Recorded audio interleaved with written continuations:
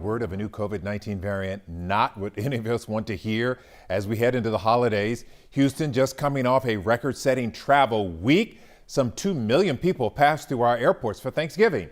Our Melissa Correa live at Bush Intercontinental tonight. Mel, last week you talked about crowds. Today it's the Omicron concerns.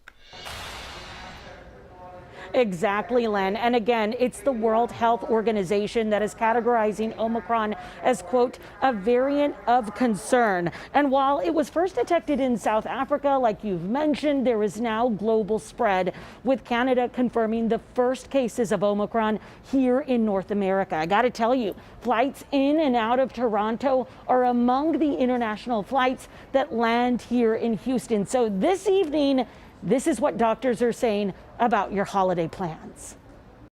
I think we just have to be flexible going into the holidays. When it comes to this new Omicron COVID variant, Dr. Macaluso Davidson confirms right now there are more questions than answers. Do we know if this variant is deadlier than others yet? No, we don't yet. Doctors do know the Omicron variant is highly transmissible, which is why the U.S. now among several countries banning travel from some African nations, including South Africa, where the variant was first detected. U.S. citizens and legal residents can fly home, but Americans are reporting delays at airports in Africa. Do we know how Pfizer, Moderna, and Johnson & Johnson vaccines hold up against Omicron? Technically, no. That's one of several studies happening now. So far, all 3 vaccines have protected people from serious illness and hospitalization. If you've contracted COVID in the past, do we know if with this Omicron variant, you're susceptible to contracting COVID again?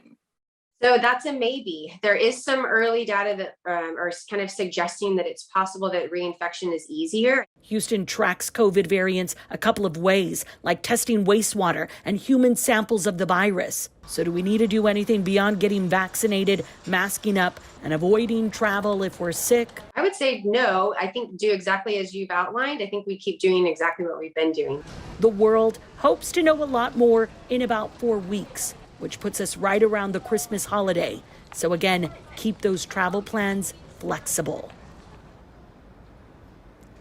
And that's exactly why doctors all around the world are really pushing people to get fully vaccinated as soon as they can, or get your booster shot, especially if you were fully vaccinated as of July. The CDC actually has an app that can help you track all of this. It's called V-Safe, V as in victory, which can remind you about the additional doses or booster shots. This is not an official vaccine record, but it's just a digital tool, Len, that can help you keep track of the shots and when you might need an update.